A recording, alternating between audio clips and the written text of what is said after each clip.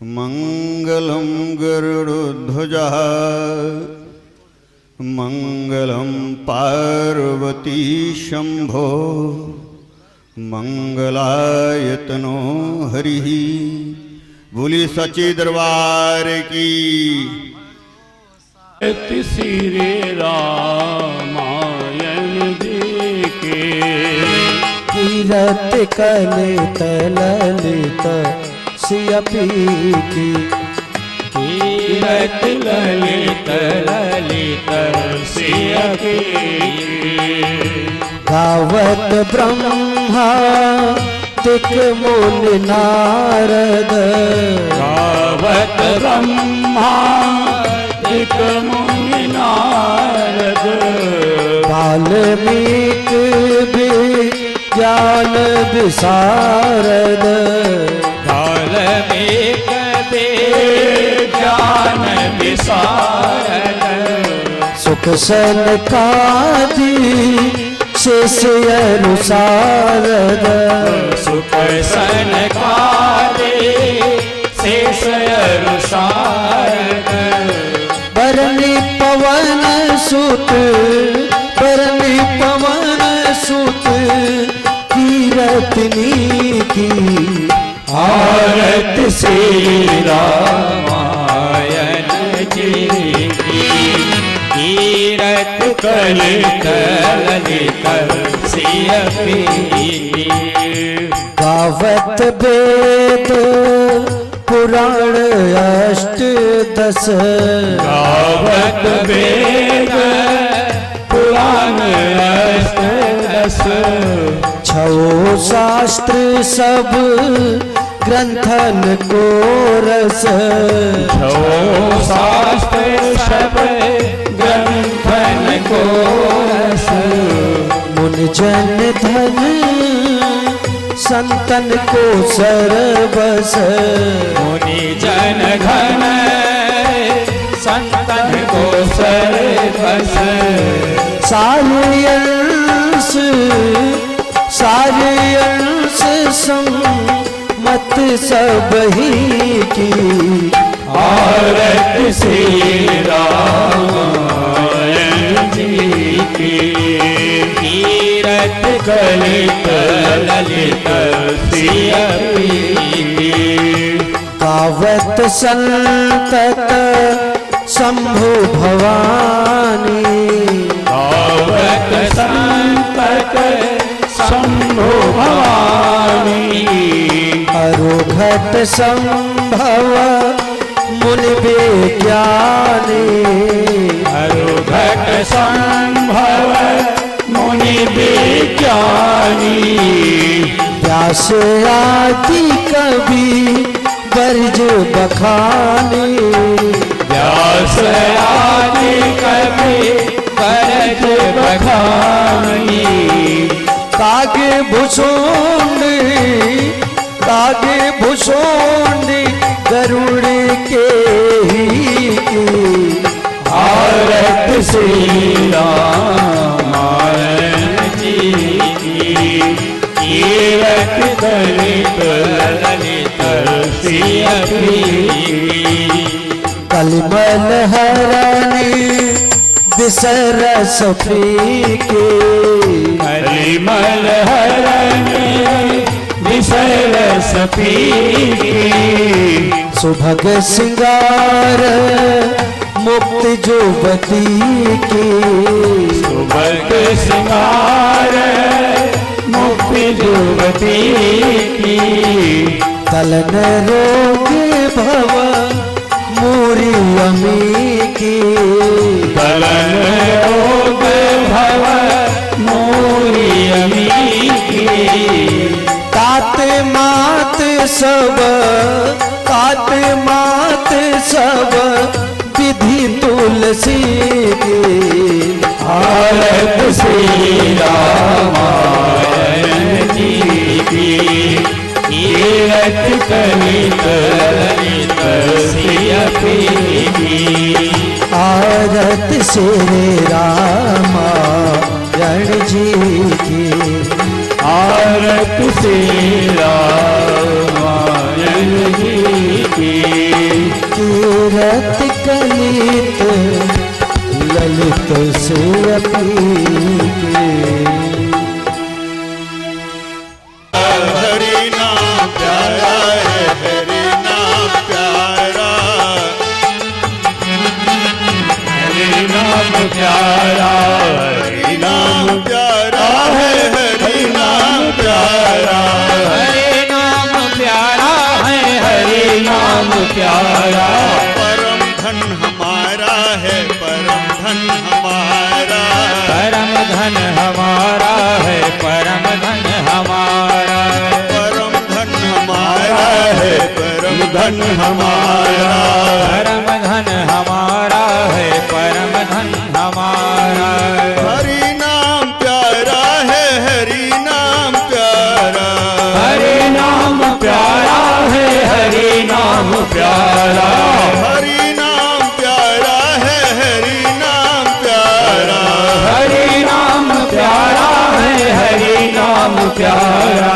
परम धन हमारा है, परम धन हमारा, परम धन हमारा है, परम धन हमारा, परम धन हमारा है, परम धन हमारा, परम धन हमारा है, परम धन हमारा, परम धन हमारा है, परम धन हमारा, परम धन हमारा है, परम धन हमारा।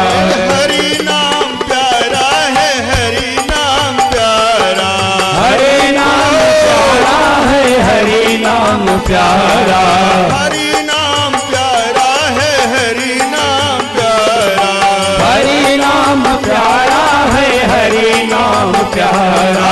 परम धन हमारा है, परम धन हमारा, परम धन हमारा है, परम धन हमारा। बोलिए गुरुदेव भगवान की जय। स्वामी बाबा तुलसीदास की जय। बोले शंकर भगवान की जय। चारों भैया की जय। तीनों मैया की जय। चारों मैया की जय। गंगा मैया की जय। सरजू मैया की जय। राज महाराज प्रयागराज की जय। गुरु भगवान की जय। व्यास भगवान की जय। आज के आनंद की जय। गौ माता की जय। आइए, कथा का समय बिल्कुल हो गया है। व्यास जी से हम निवेदन करेंगे और अपने संगीत बंधु से निवेदन करेंगे कि एक मीठी भजन के बाद हमारे श्री व्यास जी कथा को प्रारंभ कर देंगे और हम चाहेंगे एक सुंदर मीठी भजन दें कि ताकि ग्राम वासियों जो है, जैसे नाग बिल से सपेरा बजता है मेरे बंधु और बिल से निकल आता है, उसी प्रकार से खंजिला ग्राम सभा के अपने अपने कार्य को विराम दे करके यहाँ कथा पंडाल में पहुँचने की कृपा करें। इसके लिए बहुत बहुत धन्यवाद। और अब हम अपने व्यास जी से, संगीत कलाकार बंधु से आग्रह करते हैं, आप लोगों को सुंदर मीठी भजन सुना रहे हैं। हर हाल में खुश रहे ना, संतों से सीख जाए। हर हाल में खुश रहे ना, संतों से सीख जाए। हर हाल में खुश रहना, संतों से सीख जाए। हर हाल में खुश रहना, संतों से सीख जाए।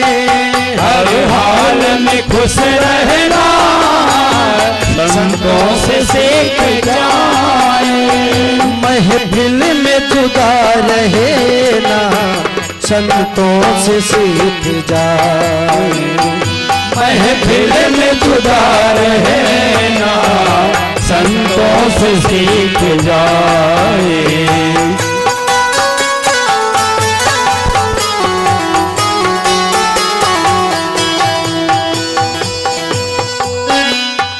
सुख दुख में हंसना रोना है काम का ये रोका।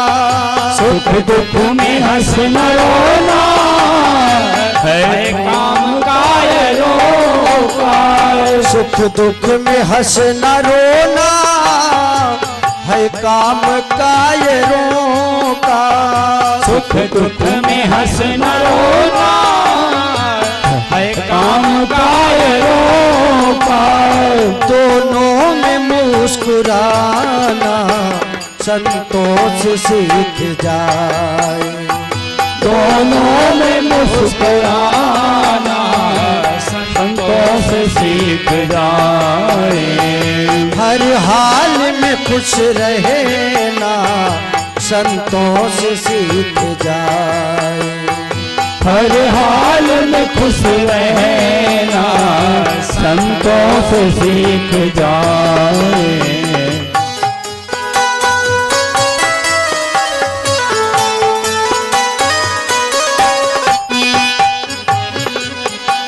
अरे झंझट से भाग जाना सब लोग बताते हैं। संकट से भाग जाना सब लोग बताते हैं। झंझट से भाग जाना सब लोग बताते हैं। झंझट से भाग जाना सब लोग बताते हैं। झंझट में बच के रहना संतोष सीख जाए। झंझट में बच के रहना संतोष सीख जाए। हर हाल में खुश रहना संतोष सीख जाए। हर हाल में खुश रहना संतोष सीख जाए। मरने के बाद मुक्ति सब लोग बताते हैं। मरने के बाद मुक्ति सब लोग बताते हैं। मरने के बाद मुक्ति सब लोग बताते हैं। मरने के बाद मुक्ति सब लोग बताते हैं। जीते जी मुक्त होना संतोष सीख जाए। जीते जी मुक्त होना संतोष सीख जाए।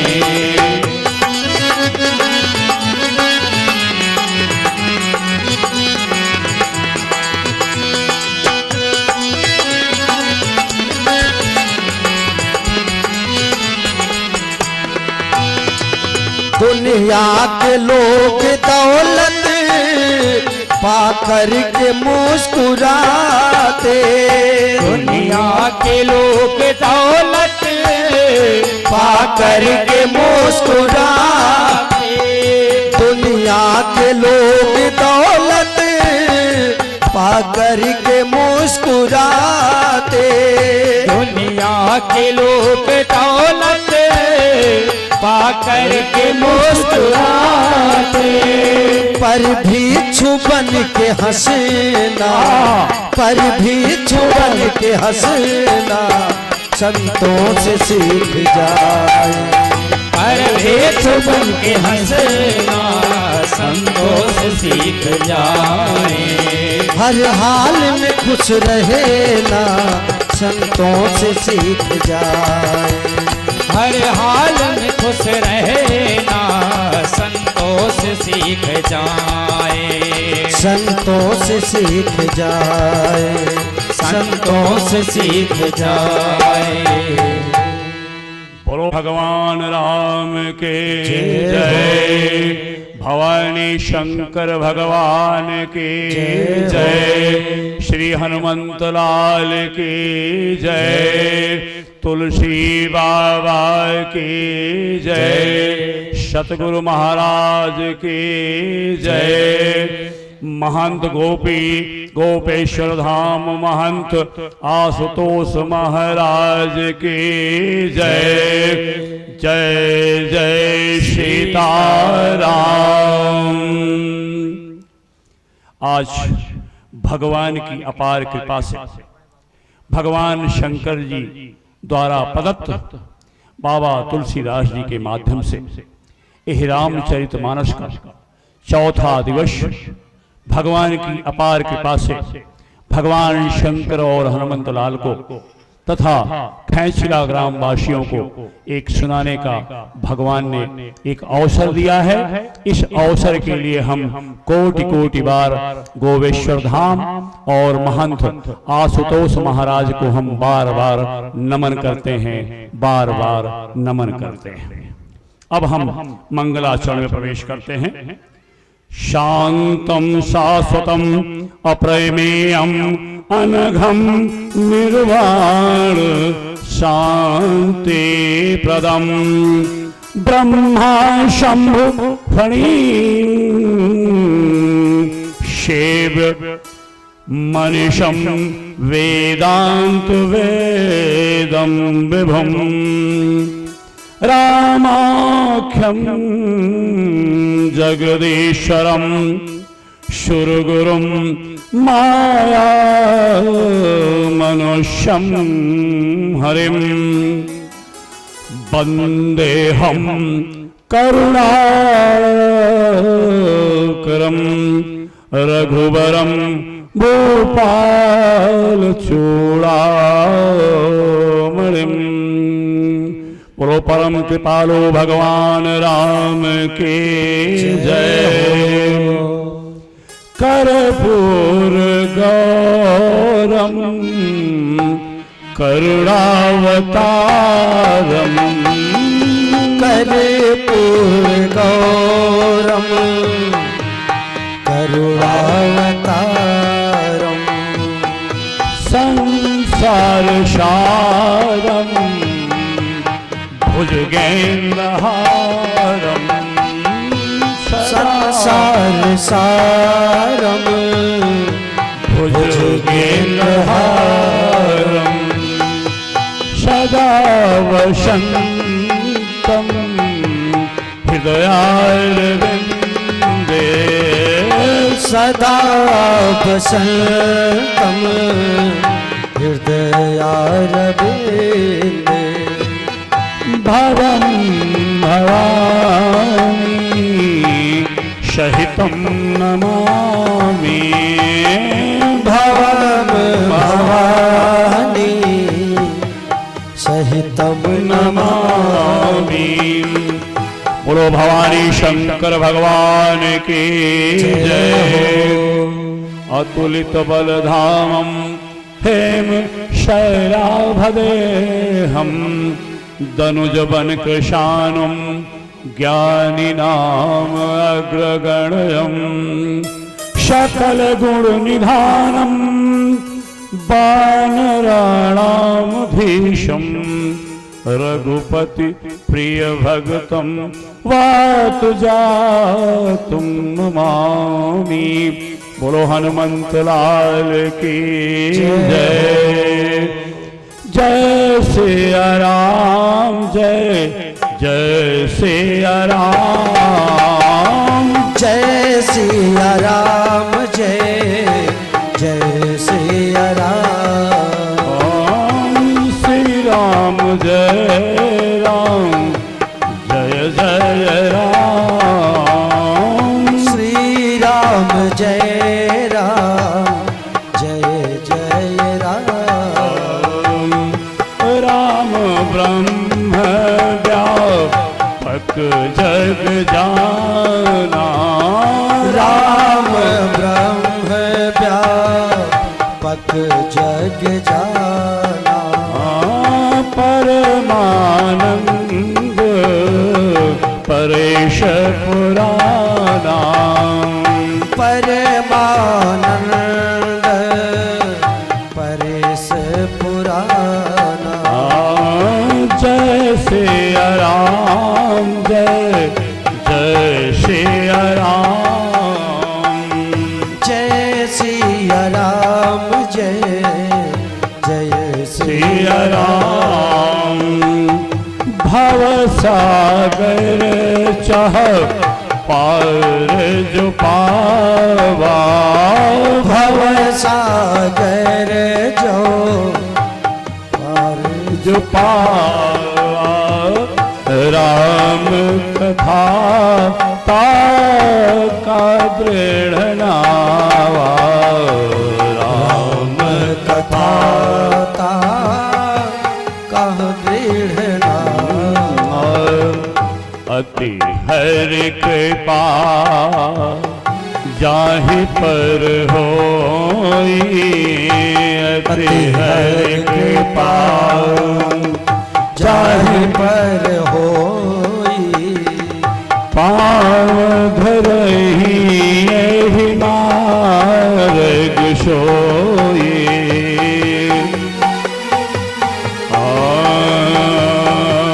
पाव धरहि एहि मार्ग सोई।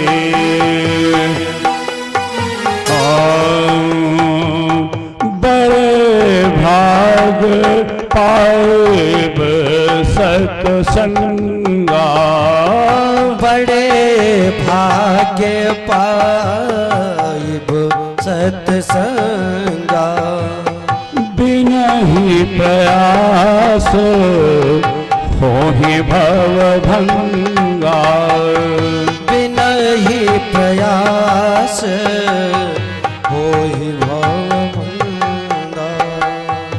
राम ही सुमिरिय गाइय, राम ही सुमिरिय गाइय, राम ही संतत सुनिय, राम गुण गाहि। संतत सुनिय, राम गुण गाहि।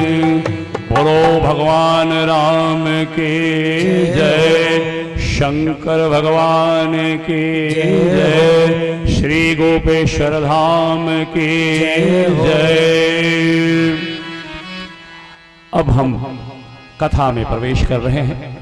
भगवान की अपार कृपा है, बाबा को कथा सुनाने का बाल रूप में भगवान ने मुझे मौका दिया है। उनके चरणों में कोटि कोटि बार प्रणाम। अब हम प्रसंग में प्रवेश करते हैं। कल जो तृतीय दिवस था उसमें भगवान का ब्याह हुआ। बहुत लंबे समय तक वहां बारात रुकी रही और उसके बाद वहां से विदा हुए और विधिवत विदाई हुई। बड़ा ही उत्साह है। चारों भाई अपनी चारों पत्नियों के साथ अयोध्या धाम सब के साथ वहां पहुंचे और यहाँ बहुत ही भव्य स्वागत हुआ। बड़ा ही सुखद समा है। माँ कौशल्या, माँ कैकेयी और माँ सुमित्रा तथा अन्य नगरवासी बहुत ही प्रसन्न हैं और आनंद ही आनंद अयोध्या में है, अयोध्या धाम में है। ऐसे अयोध्या धाम को हम बार बार नमन करते हैं।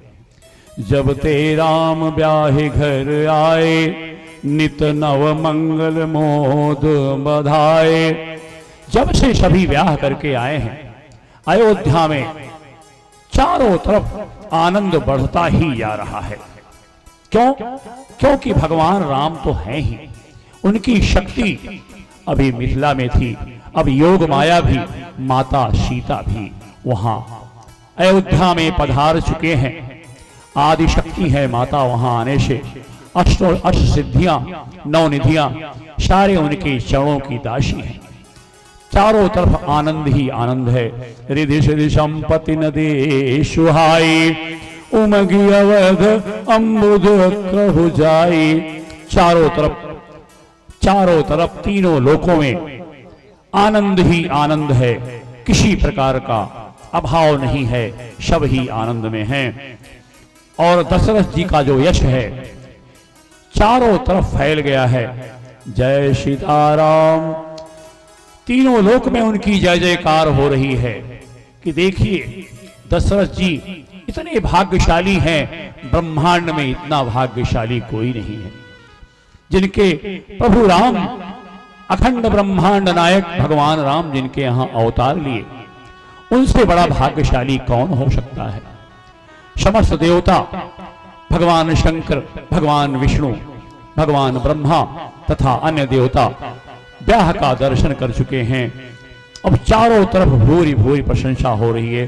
त्रिभुवन तीन काल जग माही, भूरि भाग दशरथ सन नाही।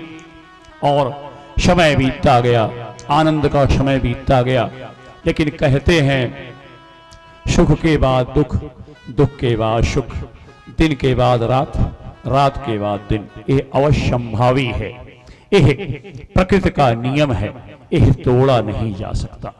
अब देखिए संयोग देखिए, एक दिन राजा शीशे के सामने बैठे हैं और उनके कान के बाल पास में जब मुकुट लगा रहे थे उस समय मुकुट टेढ़ा हो गया और उनकी नजर अपने सफेद बालों पे गई।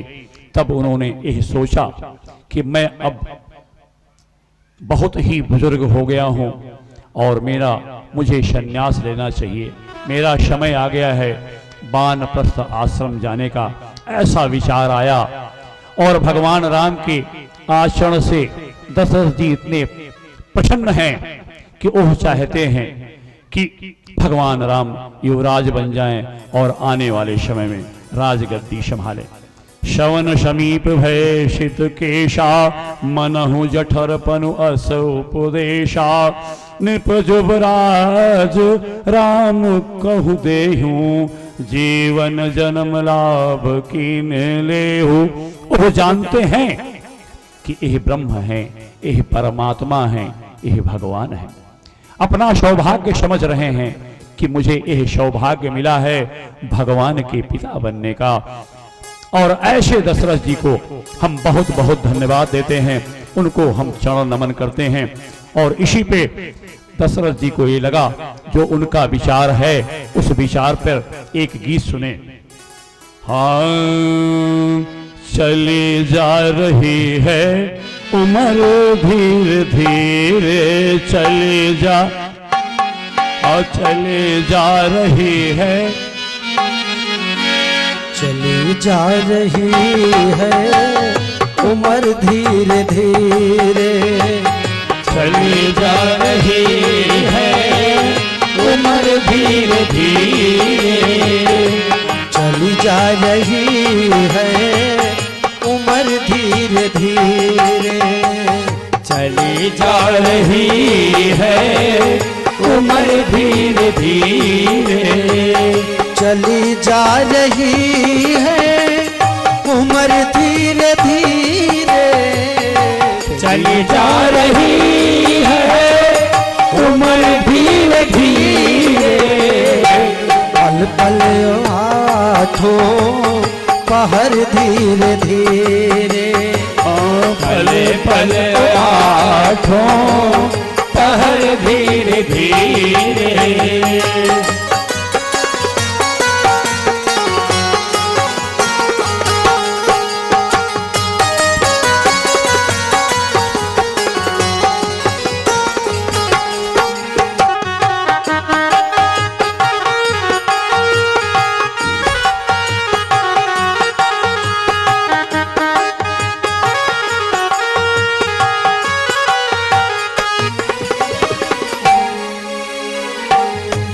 बचपन भी बीता जवानी भी जाए, बचपन भी जाए जवानी भी जाए, बचपन भी जाए और जवानी भी जाए, बचपन भी जाए जवानी भी जाए, बचपन भी जाए जवानी भी जाए, बुढ़ापे का होगा असर धीरे धीरे, बुढ़ापे का होगा असर धीरे धीरे, चली जा रही है उम्र उम्र धीरे धीरे चली जा रही है उम्र धीरे धीरे। तेरे हाथ पाँव में बल ना रहेगा, तेरे हाथ पाँव में बल ना रहेगा, तेरे हाथ पाँव में बल ना रहेगा, तेरे हाथ पाँव में बल ना रहेगा। झुकेगी तुम्हारी कमर धीरे धीरे, झुकेगी तुम्हारी कमर धीरे धीरे। चली जा रही है उम्र धीरे धीरे, चली जा रही है उम्र धीरे धीरे। शिथिल अंग होंगे सब के दिन तुम्हारे, शिथिल अंग होंगे सबके दिन तुम्हारे, शिथिल अंग होंगे सब के दिन तुम्हारे, शिथिल अंग होंगे सबके दिन तुम्हारे। तेरी मंद होगे नजर धीरे धीरे, तेरी मंद होगी नजर धीरे धीरे। चली जा रही है उम्र धीरे धीरे, चली जा रही है उम्र धीरे धीरे। बुराई से मन को तू अपनी हटा ले, बुराई से मन को तू अपनी हटा ले, बुराई से मन को तू अपनी हटा ले, बुराई से मन को तू अपनी हटा ले। बन जाए तेरा जीवन धीरे धीरे, बन जाए तेरा जीवन धीरे धीरे। चली जा रही है उम्र धीरे धीरे, चली जा रही है उम्र धीरे धीरे। भजन कर हरि का तू पल पल वो प्यारे, भजन कर हरि का एक पल वो प्यारे, भजन कर हरि का तू पल पल वो प्यारे, भजन कर हरि का तो पल पल वो प्यारे। मिल जाएगा वो सजन धीरे धीरे, मिल जाएगा वो सजन धीरे धीरे।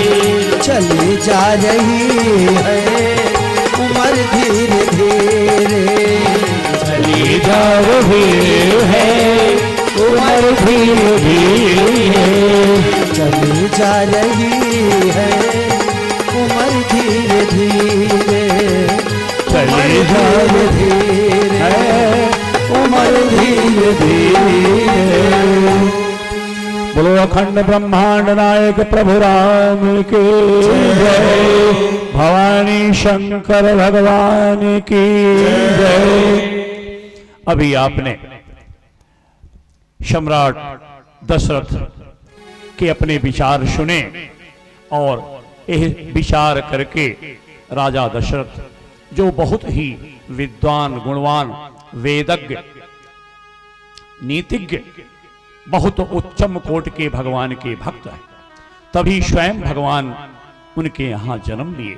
बड़े ही तपस्वी हैं और वो वहाँ से कहते हैं अपने गुरु के पास जाना चाहिए जहाँ पे सही सलाह मिलती है, वहाँ किसी प्रकार की चापलूसी नहीं होती गुरु और संतों के दरबार में। राजा दशरथ वशिष्ठ महाराज के पास गए और यह निवेदन किया कि हे गुरुवर, ऐसा मेरा विचार है कि श्री राम को हम राजगद्दी सौंपें, युवराज बनाएं। वशिष्ठ महाराज बहुत प्रसन्न हुए और कहा, ये बहुत ही उत्तम विचार है, क्योंकि राम पुनीत प्रेम अनुगामी। भगवान जो श्री राम हैं बाल रूप में, कुमार अवस्था में, वो बहुत ही प्रेमी हैं और सारी प्रजा उनसे बहुत ही अनुराग करती है। तब यह सलाह दिया, वेग विलंब न करिय नृप, साजिए सबोई समाज, सुदिन सुमंगल तब ही जब राम हो ही जुबराज। यह सलाह दिया, इसमें विलंब मत करिए। उनका तात्पर्य था आज ही कर दीजिए, लेकिन राजा की अपनी इच्छा थी।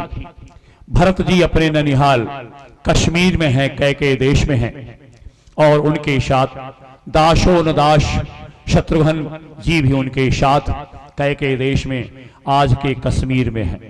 इस प्रकार उन्होंने कहा कि जिस समय भी भगवान जो श्री राम के रूप में हैं, जिस समय भी उनको आप युवराज बनाएं, वही सबसे उत्तम समय है। इसलिए तुरंत का तुरंत वेग विलंब न करिए नृप, तुरंत का तुरंत कार्य करिए। लेकिन उत्साहवश इस संकेत को समझ नहीं पाए और परिणाम आगे आप निश्चित रूप से देखेंगे।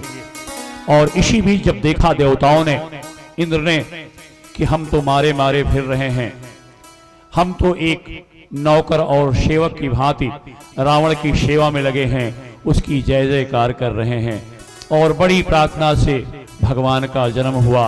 अगर यह राजा बन जाएंगे तब हमारा कार्य कैसे होगा, जो हम लोग वन में बनचर बन के बैठे हुए हैं, बंदर बन के बैठे हुए हैं, कैसे कल्याण होगा, कैसे रावण का संहार होगा।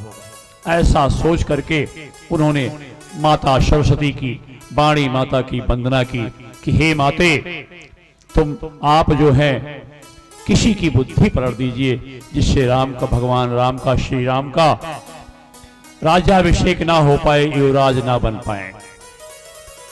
माता सरस्वती अपनी मर्जी से नहीं, उन्होंने विचार किया, क्योंकि वहां प्रभु राम हैं, मां सीता हैं, आदि शक्ति हैं। शारद दारुणार शम स्वामी, राम सूत्रधर अंतर्यामी, जहीं पर कृपा करहि जन जानी, तेहि उर अजर नचावहि बानी। माता जी जानती हैं कि सबके संचालक प्रभु राम हैं। उनसे विनय किया, उनकी प्रार्थना की, और उनका संकेत पा करके माता अयोध्या में विचरण किया और देखा कौन दुष्ट है, कौन कुशाली है, कहां से एक काम बन सकता है। उन्होंने मंथरा को देखा और कैकेयी के विचार को जानती हैं कि कैकेयी भी हृदय से कैसी है, जैसी दासी है वैसे ही कैकेयी भी हैं। इस प्रकार से, इस विचार से उन्होंने जाकर के मंथरा की बुद्धि फेर दी। अब देखिए, चारों तरफ सजावट हो रही है अयोध्या में। अयोध्या में आनंद छाया हुआ है, सारी प्रजा प्रसन्न है, और सुबह का, प्रातः काल का इंतजार हो रहा है कि सुबह जो है राम जी युवराज बनेंगे और उसके बाद राजगद्दी संभालेंगे, राजा बनेंगे, महाराजा बनेंगे। लेकिन अब यह बात जाकर के कैकेयी को मंथरा ने बताया। कैकेयी जी पहले तो विश्वास नहीं की, फिर मंथरा ने कहा कि तुमको मालूम नहीं है, जबकि आज रात को ही सारा सजावट हो रही है अयोध्या में, लेकिन वो बता रही है कि पिछले 15 दिन से हो रहा है, आपको पता नहीं है। इसमें बहुत बड़ी चाल है। कौशल्या जी और दशरथ जी सब लोग मिलकर के आपको दासी बनाने की योजना बना रहे हैं। पहले तो इस चीज को कैकेयी ने स्वीकार नहीं किया, क्योंकि राम जी अपने घर में कब और माँ कैकेयी के महल में ज्यादा रहते थे और प्यार करते थे। लेकिन अब बुद्धि बदल रही है धीरे धीरे। परिणाम क्या हो रहा है, वो समझ रही हैं कि राम जी भी चालाकी से हमें पटा रहे थे, क्योंकि उनको मालूम था कि मैंने 3 वरदान मांगा था। दूसरी बात, हमारे पिताजी ने इसी शर्त पे ब्याह किया कि मेरा पुत्र ही युवराज बनेगा, राजा बनेगा। इस कारण से यही सब सोच करके अब उन्होंने ऐसी चाल चली है जिससे आपका पुत्र ननिहाल में है और यहाँ राजा राम जी बन जाएं। यह सारा विचार उनके मन में आया। एक बार तो कैकेयी जी ने डांटा, दोबारा ये सोचा कि इसको क्या लेना देना, कौन नृप होय। चालाकी देखिए, मंथरा कितनी चालाक है। आखिर पासा फेंका। क्या पासा फेंका, कौन नृप होहि हमें कहानी, चेरी छाड़ी न होब किरानी। हे देवी, हे देवी, आप यह जानती हो कि मैं आपकी शुभ चिंतक हूं, हमेशा आपके भले की बात करती हूं। आप विचार करें कि अगर राम जी राजा बने या भरत जी राजा बने, मैं तो दासी ही हूं, मैं तो दासी ही रहूंगी, मैं तो कुछ बड़ा पद नहीं मिलने वाला है। जय जय सीताराम। अब देखिए, अब धीरे धीरे बुद्धि बदल रही है और अब बोली कि हाँ बात तो सही है, मान गई। अब दूसरा रास्ता बता रही है कैकेयी को कि जब राजा आपको उनके पास वर मांगोगी, आप पहले तो ढाढ़स करो, कोप भवन में चली जाओ। वहां कोप भवन में जाकर के काला कपड़ा पहन करके, अशुभ कपड़ा पहन करके वहां पे लेट जाओ। राजघरानों में यह रीति है कि अगर रानी नाराज होती हैं रानियां, तो उनके लिए एक कोप भवन बनाया जाता है। अगर रानी उसके अंदर हैं, इसका मतलब वो नाराज हैं और उनकी नाराजगी दूर करने का कार्य राजा ये स्वयं करें। क्यों? यह चीज बाहर नहीं जानी चाहिए, यह बात प्रजा में नहीं जाना चाहिए, इसलिए राजा महाराजाओं के यहाँ यह विधान बनाया गया है। और वह कोप भवन में जाकर के लेट गई और मंथरा ने सलाह क्या दिया, भूपति राम शपथ जब करई, तब मांग्यहु जहि बचन न टरई। वह मंथरा चालाक है, वह जानती है दशरथ जी की कमजोरी कहां कहां है। वह जानती है कि दशरथ जी के प्राण राम जी में बसते हैं। वह जानती है कि अगर दशरथ जी राम जी की शपथ ग्रहण कर लेंगे तब कभी उस शपथ से नहीं हटेंगे, क्योंकि उनके प्राणों से भी प्रिय राम जी हैं। यह रास्ता बताया कि जब तक राम की शपथ ना ग्रहण करें तब तक अपने वरदान जो मांगना है वो मांगना नहीं। आगे एक कमजोरी और है रघुकुल की। कहते हैं दास लोग एक सारी कमजोरी जानते हैं, क्या क्या कमजोरी है राजा की और क्या राजवंश की कमजोरी है। वो कमजोरी क्या है, रघुकुल रीति सदा चली आई, प्राण जाए पर वचन न जाए। यह रघुकुल की नीति है, अगर एक बार वचन दिया तो उससे पीछे नहीं हटते। यह भी एक कमजोरी है जो कमजोरी मंथरा जानती है और इस समय उनको प्रेरित कर रही है, उनको सलाह दे रही है कि तुमको कैसे व्यवहार करना है। अब संध्या के समय राजा जी बड़े प्रसन्न हैं, क्योंकि अभी गुरु से मिले और रात में ही इंतजाम हो रहा है। लेकिन मंथरा ने बता दिया कि 15 दिन से हो रहा है सारा इंतजाम और तुमको राजा ने खबर नहीं की। इसमें एक बहुत बड़ी चाल है। ऐसा भयानक झूठ बोला कि कैकेयी का मन बदल चुका है। अब जब कैकेयी के महल में पहुंचे और उनको पता चला कोप भवन में है, वहां जाके उनको मनाने लगे कि क्या हुआ। अब देखिए कैकेयी उनसे किस तरह से व्यवहार कर रही है। वो मान नहीं रही। जब मनाया, जब ओह समझी, बोले आप जो कहोगी मैं ओह कर दूंगा। आप बोलो मैं इंद्र को यहाँ खड़ा कर दूं, आप बोलो किसी का वध कर दूं, किसी को सत्ता से निकाल दूं, सारे आश्वासन, क्योंकि उनके अंदर उनके पति कैकेयी के प्रति एक आसक्ति, विशेष आसक्ति थी। उसका नुकसान तो उनको होना ही था, क्योंकि संसार में किसी भी व्यक्ति, किसी भी वस्तु के प्रति अगर आसक्ति होती है तो वही आसक्ति हमारे लिए घातक बनती है। आप देखेंगे वही आसक्ति दशरथ जी को प्राण छीन लेगी, मृत्यु का रूप धारण करके। अब वो इस रूप में, मृत्यु के रूप में कैकेयी रूप धारण करके वहां बैठी हुई है। बड़े प्रेम से बोली, सुनहु प्राण प्रिय भावत जी का, देहु एक बर भरत ही टीका। अगर आप प्रसन्न हैं और तीनों वर आप हमको देना चाहते हैं तो आपको मैंने कहा था अवसर आने पे मांगूंगी। तो पहला, हे प्रिय, हे मेरे प्रिय पतिदेव, मुझे एक पहला वर दीजिए, भरत को राजगद्दी मिले और साथ साथ तापस वेश विशेष उदासी, 14 वर्ष राम बनवासी। यह देखिए कैसा वरदान कि 14 एक नियम होता है। अगर कोई जो उत्तराधिकारी है अगर 14 वर्ष के लिए राज्य के बाहर रहता है तो वह दोबारा उत्तराधिकारी नहीं हो सकता और तब तक भरत का राज सुरक्षित हो जाएगा। और अगर यहाँ रहेंगे तो हो सकता है आज नहीं तो कल विद्रोह हो जाए। इतनी बड़ी चाल चलते हुए कि ये साधु के भेष में जाएं, जिससे कि इनको शरीर भी इनका कमजोर हो जाए और किसी गांव में यह नहीं जाएंगे तो कोई संपर्क नहीं होगा। इतनी बड़ी चाल सोच करके ऐसी कुकृत्य कर रही हैं कैकेयी जी कि तापस वेश विशेष उदासी, तपस्वी का वेश हो और विशेष रूप से उदासीन, मतलब किसी भी गांव नगर में प्रवेश ना कर सकें। साथ में इस 14 वर्ष के लिए राज्य के बाहर रहें, वनवासी हो जाएं, जिससे सारी नीतियां, सारे जो प्रपंच हो सकते हैं उससे भरत जी को मुक्ति मिले।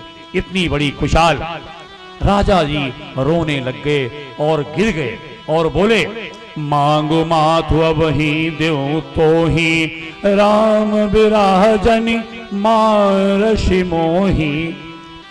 हे कैकेयी, तुम मृत्यु रूप में मेरे सामने खड़ी हो, मेरा मस्तक मांग लो, मेरा प्राण मांग लो, लेकिन मेरे प्राण आधार राम को वन मत जाने दो, उनको यही रहने दो। वो इतने अच्छे हैं और भरत को इतना ज्यादा वो मानते हैं, उनका सहयोग करेंगे, ये मेरे ऊपर कृपा करो। लेकिन वो इतनी अपने नागिन के रूप में तैयार बैठी है। और तब देखा दशरथ जी, देखा कि मान नहीं रही हैं, और जब वह मान नहीं रही हैं और कहा, आगे कहा, होत प्रात मुन वेश धरी, जौन राम बन जाहि।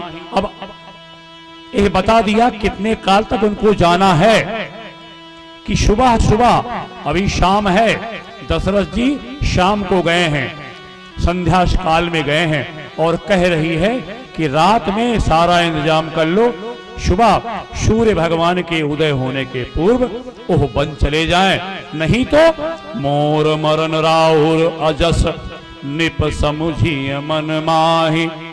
हे राजन, यह समझ लो कि मैं तो अपने प्राण को त्याग दूंगी और इसका अपयश आप पे लगेगा, आपके कुल पर लगेगा। यह दिमाग में रख लीजिएगा, और जो मैं कह रही हूं यह करके दिखाऊंगी, इसलिए आप मेरे रास्ते में मत आइए, जो कह रहा हूं स्वीकार कर लीजिए। दशरथ जी ने सुमंत्र को बुलाया, पहले तो गिर गए, बेहोश हो गए, फिर जगे, फिर रात में ही श्री राम जी को बुलाया और उनको खुद नहीं बोल पाए, सुमंत्र के जरिए बुलवाया। कैकेयी चुपचाप खड़ी है, देख रही है। ऐसी स्थिति देख करके श्री राम जी पिताजी को बोले, आप परेशान क्यों हो रहे हैं? आप मेरे पिता हैं, आपका और भरत इतना हमारे इतने प्रिय हैं, उनको राज मिले हमारे लिए सौभाग्य की बात है। और माता, आपने बहुत अच्छा कार्य किया है।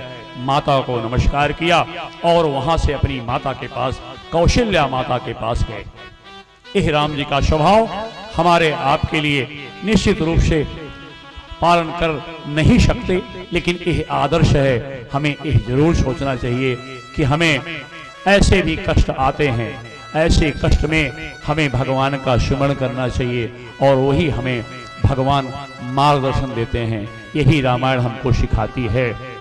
अब माता जी के पास गए। माता जी बोले, बेटा जल्दी जल्दी कुछ खा लो, क्योंकि अभी दिन भर आप यज्ञ होगा, हवन होगा, प्रातः काल हो चुकी है और अभी कुछ खा लो, नहा धो लो, नहीं तो आप दिन भर कुछ खा नहीं पाओगे। इतनी बड़ी प्रक्रिया है युवराज बनने की। लेकिन राम जी बोलते हैं, हे माते, पिता दीन मोहि कानन राजू, जहाँ सब भांति मोर बड़ काजू।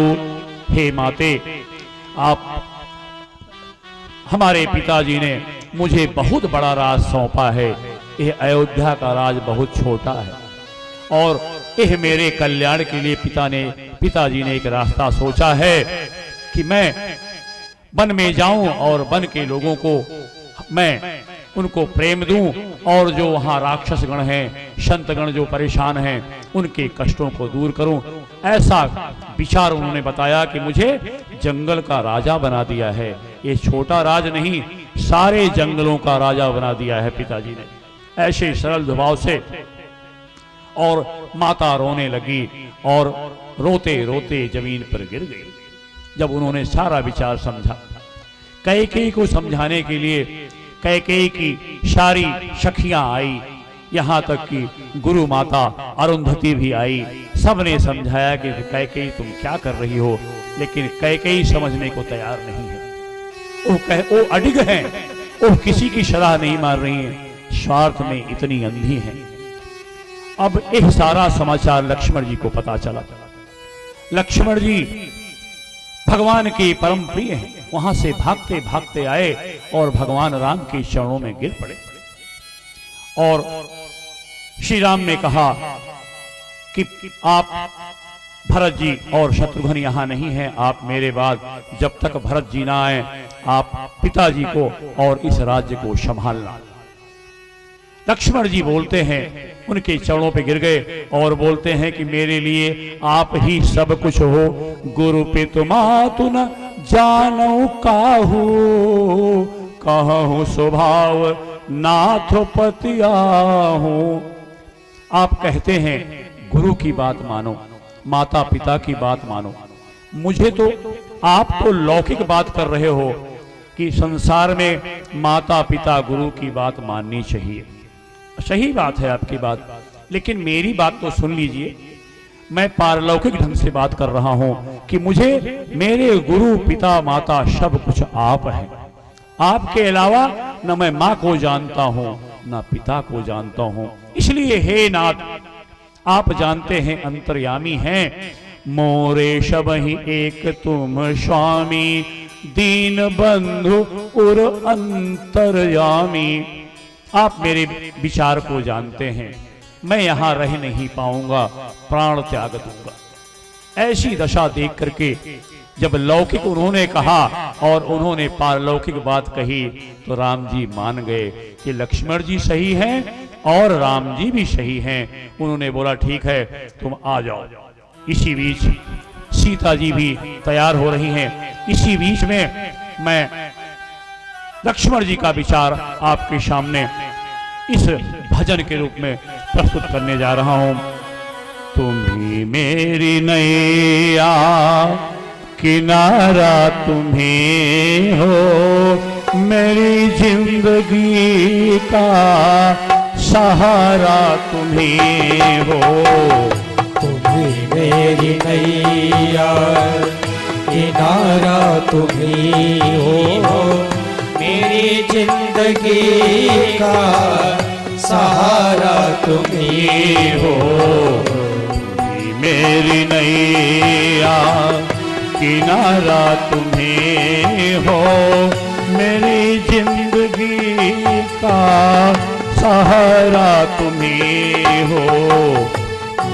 मेरी नैया किनारा तुम्ही हो, मेरी जिंदगी का सहारा तुम्ही हो।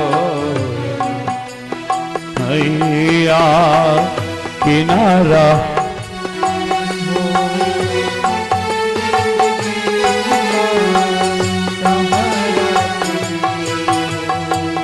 ये नर्तन का चोला बनाया है तूने, ये नर्तन का चोला बनाया है तूने। सभी अंग द्रिंग से सजाया है तूने, सभी अंग ढंग से सजाया है तूने। तुम्हें मेरी नजरें नजारा तुम्हें हो, तुम्ही मेरी नजरें नजारा तुम्ही हो। मेरी जिंदगी का सहारा तुम्ही हो, तुम्हें मेरी नजरें नजारा तुम्ही हो, तुम्ही मेरी नजरें नजारा तुम्ही हो। मेरी जिंदगी का सहारा तुम्ही हो।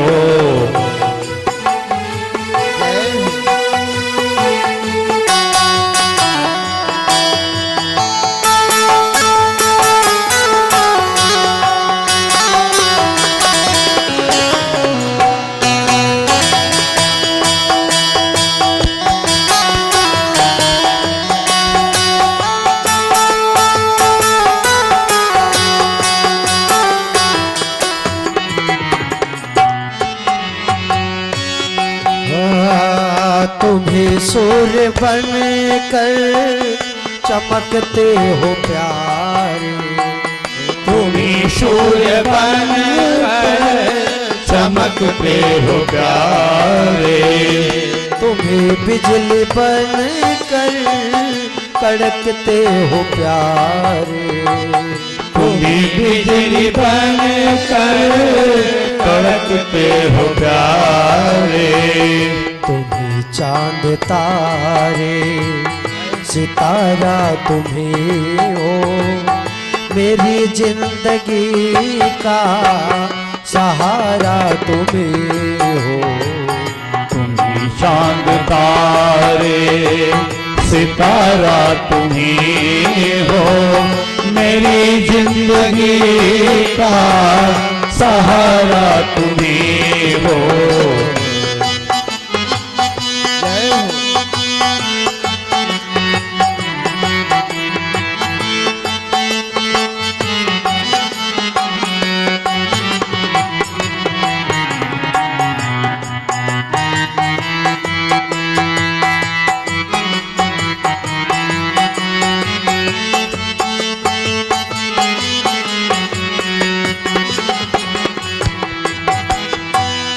तुम्हें बन के बादल बरसते हो प्यारे, तुम्ही बन के बादल बरसते हो प्यारे। तुम्हें फूल बन कर महकते हो प्यारे। तुम्ही फूल बन कर महकते हो प्यारे। नदी सिंधु सागर की धारा तुम्हें हो, मेरी जिंदगी का सहारा तुम्हें हो। नदी सिंधु सागर की धारा तुम्ही हो, मेरी जिंदगी का सहारा तुम्ही हो।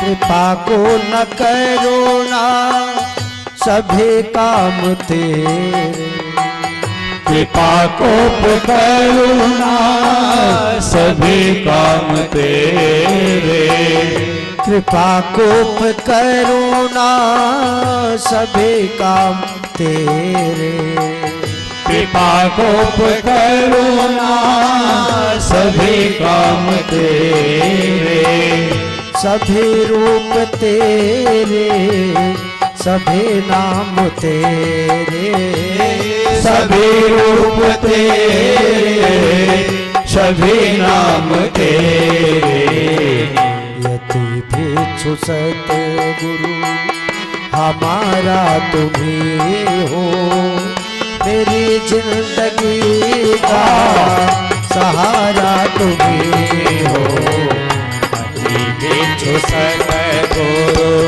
हमारा तुम्ही हो, मेरी जिंदगी का सहारा तुम्ही हो, मेरी नैया किनारा तुम्ही हो, मेरी जिंदगी का सहारा तुम्ही हो, तुम्ही मेरी नैया किनारा तुम्ही हो, मेरी जिंदगी का सहारा तुम्ही हो।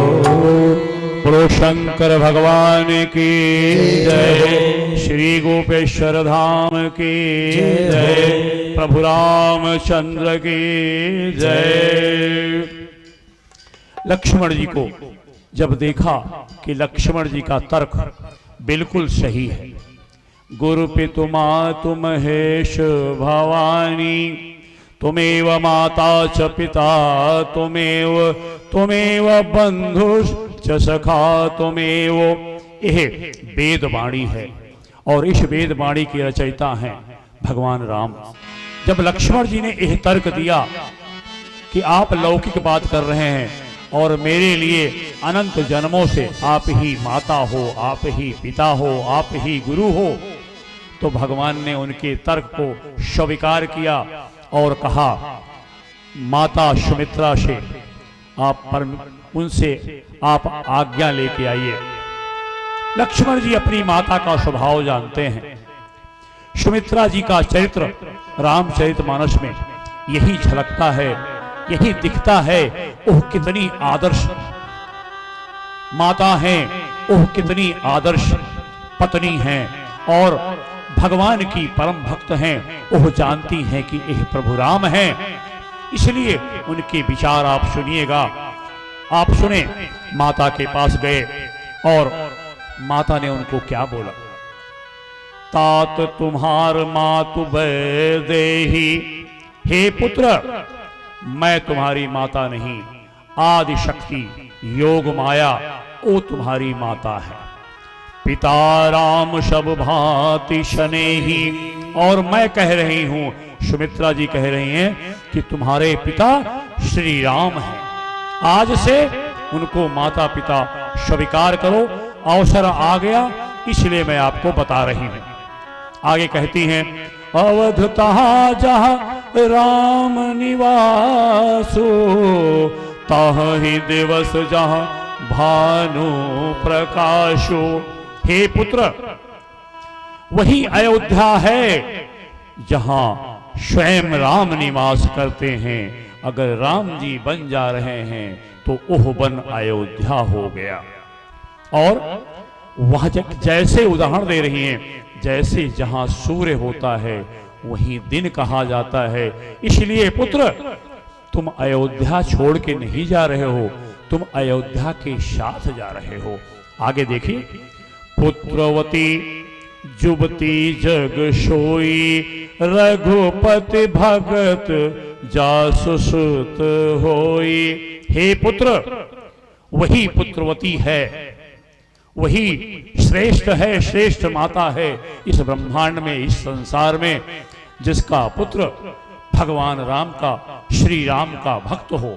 बस पुत्र, मैं बहुत सौभाग्यशाली हूं कि तुम जैसा पुत्र मिला, जिसने सहर्ष मेरे बिना कहे हुए उनकी शरण ग्रहण कर ली। इसलिए पुत्र तुम आनंद में रहो। आगे देखिए कैसा वचन कहती है माता। सकल सुकृत कर बड़ फल ए हो, सकल सुकृत कर बड़ फल ए हो, राम से पद सहज सने हो, राम शीश पद सहज सने हो, जहिन राम बन लाही कलेसो, जहिन राम लाही कलेसो, सोई सुत कर हूँ यही उपदेशो, सोई सुत करे हो यही उपदेशो। बोलो माता सुमित्रा जी की जय, लक्ष्मण जी की जय। आप देखिए चरित्र देखिए, अब लक्ष्मण जी का चरित्र कितना, राम जी के कितने परम प्रिय हैं कि राम जी के नहीं रहेंगे तो अगर मुझे साथ नहीं ले जाएंगे तो मैं प्राण त्याग दूंगा।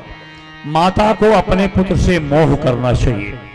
एक पुत्र को राम जी के साथ भेज दिया है, एक भरत जी के साथ, दोनों पुत्रों को सेवा में लगा रखा है, श्री राम जी के और भरत जी के।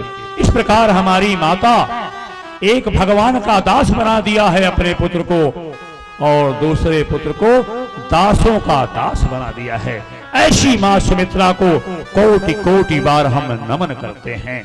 ऐसी माता वो कह रही है, पुत्र सपने में भी राम जी और शिव जी के प्रति दुख मत व्यक्त करना, कहीं ऐसा ना हो। क्यों? सकल सुकृत कर बड़ फल हो, जितने पुण्य बेटा अनंत जन्मों से तुम्हारे हैं, तुमने जो लिए हैं उसका एक ही फल है, राम सीय पद सहज स्नेहु। सहज रूप से स्वीकार करते हुए उनकी सेवा करो, यही सबसे बड़ा पुण्य है। ऐसा समझा करके माता ने उपदेश दिया, और उपदेश कहा कि सपने में भी तो लक्ष्मण जी ने तय किया कि मैं सोऊंगा नहीं तो सपना कैसे आएगा, सपना नहीं देखूंगा तो विकार कैसे आएगा। अब उन्होंने तय किया कि विकार ना आने के लिए, सपना भी ना आए, उन्होंने प्रतिज्ञा की कि मैं 14 वर्ष तक कभी नहीं सोऊंगा। ऐसे हमारे लक्ष्मण महाराज कितने महान हैं, भगवान राम जी के कितने प्रिय हैं। ऐसे लक्ष्मण जी को हम बार बार कोटि बार नमन करते हैं। और अब लक्ष्मण सीता जी ने कहा कि मैं आपकी परछाई हूं। सबने समझाने का प्रयास किया, बोला कहीं परछाई शरीर से विलग हो सकती है। बहुत समझाने पर भी कि आप यहाँ रहो, हमारी माता की सेवा करो, और समय बीत जाएगा बहुत जल्दी, यह आपका कर्तव्य है। उन्होंने भी अपने लौकिक रूप में राम जी ने कहा, और पारलौकिक रूप से माता सीता ने जवाब दिया, योग माया है कि मैं तो आपकी परछाई हूं, जो भी कष्ट आप कह रहे हैं वो मेरे लिए कोई कष्ट नहीं है। जहां आप हैं आपके चरणों की दासी हूं, आपकी परछाई हूं, आपके साथ चलूंगी। और विलाप करने लगी। भगवान राम स्वीकार किए और बोले ठीक है, तुम भी तैयार हो जाओ। अब देखिए दोनों राम जी और सीता जी, लक्ष्मण जी नहीं गए, दशरथ जी के पास गए, और वहां कैकेयी जी वहां खड़ी यह देख रही हैं कि जल्दी से जल्दी यह दोनों राम जी निकल जाएं, इसका इंतजार कर रही। कहीं भावना में दशरथ जी बह जाएं और अपने प्रण को वापस ले लें, ऐसा उनका मन में डर है। श्री राम जी वहां गए और वहां बड़ी दशरथ जी विलाप कर रहे हैं, उनके मुंह से कोई वचन नहीं निकल रहा है। श्री राम जी उनको समझा रहे हैं। इसी बीच में कैकेयी जो अपने कुटिलता के लिए बहुत ही प्रसिद्ध है, तुरंत आई। उसने सन्यासियों का कपड़ा मंगा रखा था, उस कपड़े को ला करके सीता जी के सामने, राम जी के सामने फेंक दिया कि इसको पहनो और निकल जाओ। इसका संदेश था, मुनिपट भूषण भाजन यानी आगे धरी बोली मृदु बानी, बड़ा मीठा वचन बोला कि तुम बड़े आज्ञाकारी पुत्र हो। ऐसा कह करके उनको सामने मुनिवेश रख दिया, इसको पहनो और खिसक जाओ। अब देखिए भगवान राम जानते हैं, चरण छुए दोनों के और मुनि का कपड़ा पहना और चले जनक जननी शिरुनाई।